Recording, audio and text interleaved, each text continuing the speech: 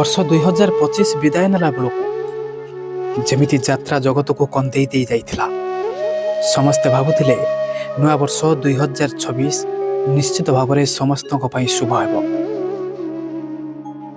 କିନ୍ତୁ କାହାର ଯେ ପାପ ନଜର ଲାଗିଲା କେଜାଣି, ପୁଣି ଯାତ୍ରା ଜଗତର ଆଉ ଜଣେ ସୁନାମଧନ୍ୟ ଅଭିନେତା ତଥା ଖଳନାୟକ ଜ୍ଞାନରଞ୍ଜନ ସାହୁଙ୍କର ଦେହାନ୍ତ ଯାତ୍ରା ଜଗତକୁ ଶୋକ ସାଗରରେ ଭସାଇ ଦେଇଛି।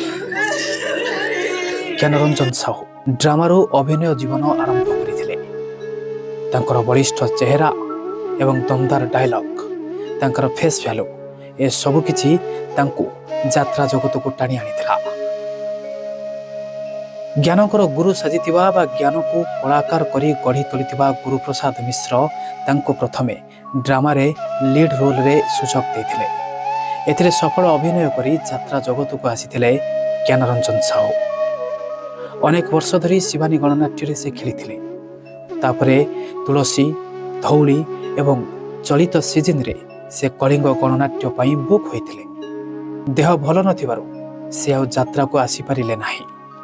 ମେଡିକାଲରେ ଚିକିତ୍ସାଧୀନ ଥିଲେ।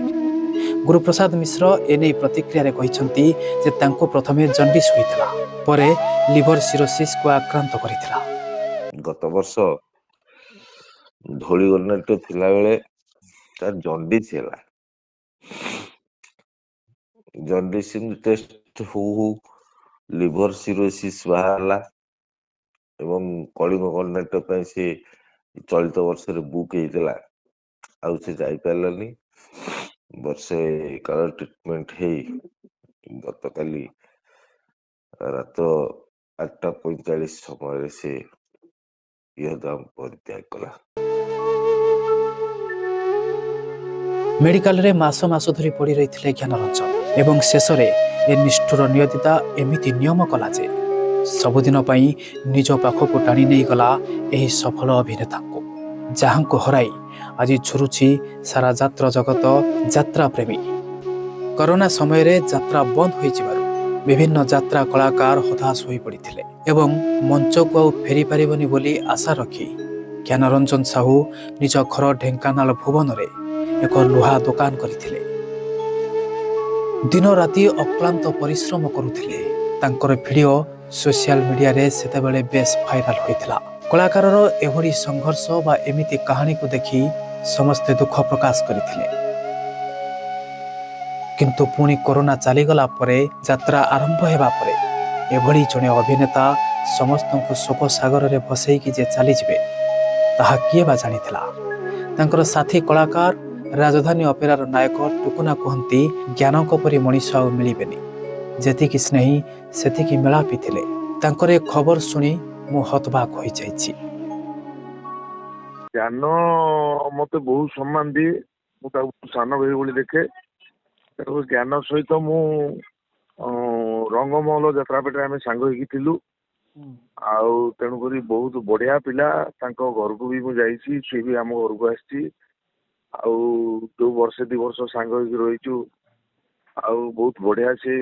ସେ କୋଉ କଥାରେ କିଛି ଯାତ୍ରାପାଟି କଥାରେ ମାନେ ସେମିତି ଇଏ କରେ ନାହିଁ। ବାହାର ଲୋକମାନେ ବି ବହୁତ ଭଲ ପାଇବା ତାକୁ ଦିଅନ୍ତି।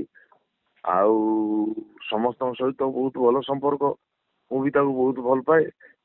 କିନ୍ତୁ ଏମିତି ଗୋଟେ ଘଟଣା ତ ବର୍ତ୍ତମାନ ଶୁଣିଲା ପରେ ତ ଆଶ୍ଚର୍ଯ୍ୟ ଲାଗୁଛି ନା। ବର୍ତ୍ତମାନ ଏଇ ବର୍ଷ ଭିତରେ 2025 ଗଲା, 26 ଆରମ୍ଭ ହେଲା।